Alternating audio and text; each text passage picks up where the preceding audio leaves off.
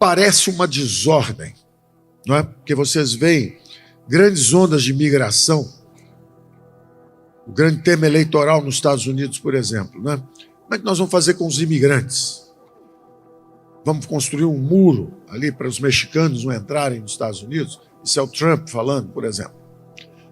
Aí vocês veem norte da África, todo mundo pegando barcos e tentando migrar para o sul da França, para o sul da Grécia, para o sul da Espanha, Itália. Você tem outra onda migratória grande. Vocês viram 2 semanas atrás, os ingleses, que sempre foram os mais sofisticados da civilização anglo-saxã, cercando um hotel e ameaçando incendiar um hotel no Reino Unido. Ao mesmo tempo, você tem a guerra da Ucrânia, você tem o Hezbollah e o Hamas com Israel, você tem o Maduro aqui, falando sobre o avanço no petróleo da Guiana, e parece que o mundo enlouqueceu e que vai ter uma guerra mundial em mais 3 ou 4 meses. É uma percepção geral. Eu quero colocar um pano de fundo para vocês entenderem que são como um mosaico. Tudo isso se encaixa num pano de fundo bem mais amplo. Eu esperaria que ao final da nossa conversa vocês encaixassem, conseguissem encaixar e tivesse um clique, uma percepção geral do que está acontecendo. Eu considero isso realmente importante, porque no final vocês vão ver que o Brasil pode navegar através dessa crise ou pode continuar como Atlântida, o continente perdido, que foi o que aconteceu com o Brasil, a Argentina, mas não vai acontecer isso não. E eu estou falando como analista, não estou falando como um ministro, eu não estou falando como um eleitor, eu estou falando como um analista.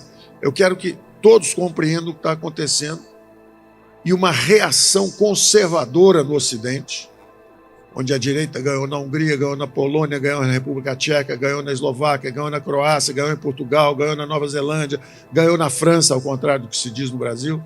No Brasil se diz, não, a esquerda ganhou na França. Não. Quem sabe somar, sabe que eram 80 congressistas e depois da eleição tinha 140. É quase 50% de aumento.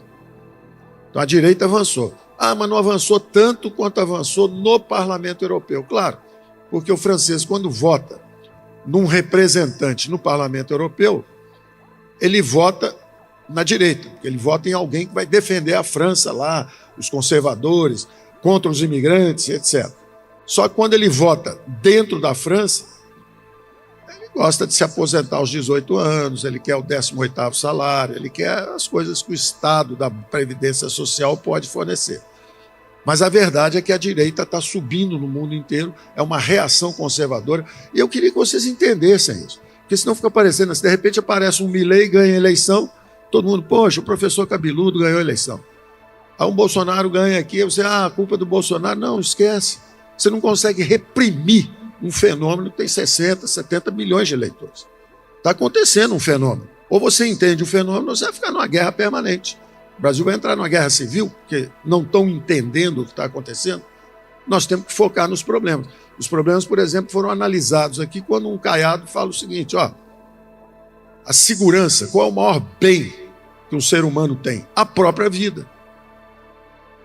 Está todo mundo seguro quanto à vida no Brasil? Quantos são os assassinatos por ano? Por que o Bukele ganhou em El Salvador? Por que acabou direita e esquerda em El Salvador? Acabou tudo. Tirou os bandidos toda a rua, prendeu todo mundo, acabou. Negócio de direita, esquerda. Quem está em crise não é a economia de mercado, não é o capitalismo. Quem está em crise é a democracia ocidental. É importante entender isso. A classe política tem que entender isso. Então eu vou tentar colocar um pano de fundo para vocês encaixarem isso. Por que está essa confusão política? Porque se fosse só no Brasil, você fala, bom, a confusão política no Brasil. Não, vocês estão vendo na França, vocês estão vendo nos Estados Unidos, vocês estão vendo na Itália. O que o Bukele tem em comum com a Meloni? A Meloni está está contra a migração e está a favor de lei e ordem, é uma reação conservadora contra a criminalidade, contra o descaso, contra a imigração em massa. O que o Trump diz? Vou tirar os imigrantes ilegais. Então, eu quero que vocês entendam esse fenômeno. E é relativamente simples de entender. Nós estamos no episódio final de um